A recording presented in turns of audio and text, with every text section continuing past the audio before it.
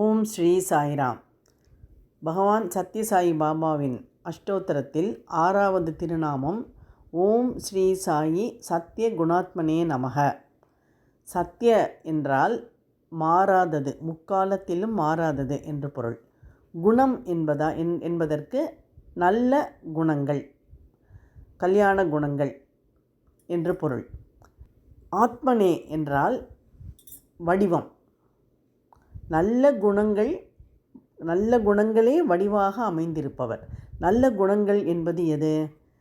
அன்பு, பாசம், அக்கறை, தன்னை அண்டியவர்களுக்கு கை கொடுத்து அவர்களை தூக்கி விடுவது, அவர்களை நல்வழிப்படுத்துவது, இவைதான் நல்ல குணங்கள். இது அத்தனையும் நிரம்பியவர்தான் சத்யசாயி பாபா. அப்படிப்பட்டவரை வணங்குகிறேன் என்பதுதான் பொருள்.